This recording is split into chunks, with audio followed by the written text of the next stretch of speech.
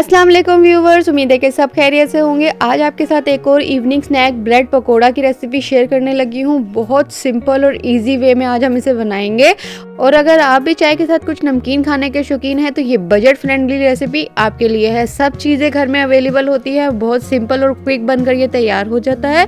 इसके लिए आपको वीडियो के एंड तक लाजमी देखना पड़ेगा, कोई भी पार्ट स्किप मत कीजिएगा। आए रेसिपी को स्टार्ट करते हैं।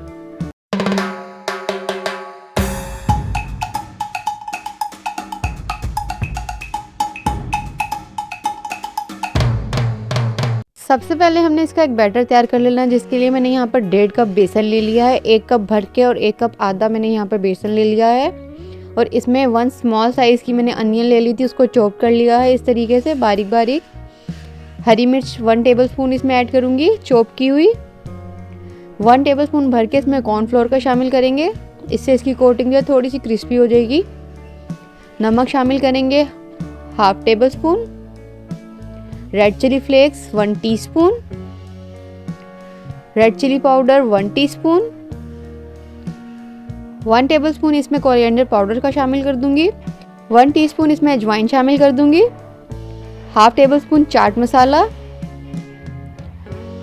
रोस्टेड क्यूमन 1/2 टेबलस्पून और 1/2 टेबलस्पून इसमें कसूरी मेथी का शामिल कर देंगे। इन सब ड्राई इंग्रेडिएंट्स को पहले अच्छे से मिक्स कर लेंगे ताकि सारे स्पाइसेस जो हैं वो बेसन के साथ अच्छे से मिक्स हो जाएं। और अब इसमें शामिल करेंगे पानी। पानी हमने इतना ही शामिल करना है ताकि हमारा एक स्मूथ सा बैटर तैयार हो जाए। बहुत ज़्यादा हमने रनी कंसिस्टेंसी नहीं रखनी और बहुत ज़्यादा थिक भी नहीं रखना।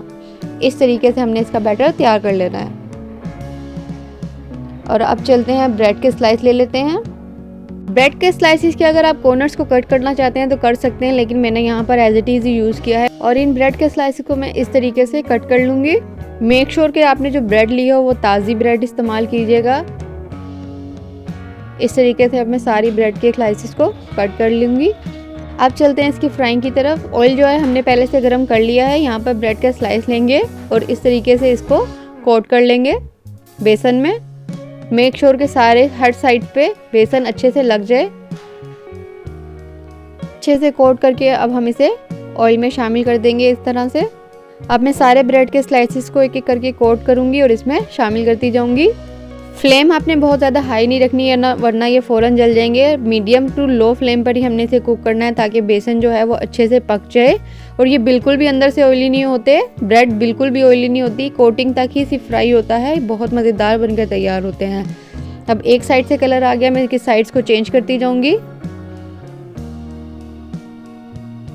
हमारे ब्रेड पकोड़ा जो है बहुत मज़ेदार से तैयार हो चुके हैं। मैं आपको फिलिंग वाले ब्रेड पकोड़ा भी बनाना सिखाऊंगी, वो भी बहुत मज़ेदार बनकर तैयार होते हैं। ये वो रेसिपी है जो आप मिनटों में बना सकते हैं। आपको इसके लिए बिल्कुल भी कोई मेहनत करने की ज़रूरत नहीं होती और सारी चीज़ें जो होती हैं हमारे घर पर अवेलेबल होती हैं। चाय के साथ ये झटपट बनकर तैयार हो जाती हैं और आप इसे बच्चों के लंच बॉक्स में भी दे सकते हैं। ये इतनी ईजी और झटपट बनने वाली रेसिपी है। तो रेसिपी अच्छी लगी हो तो लाइक, शेयर एंड कॉमेंट करना मत भूलिएगा।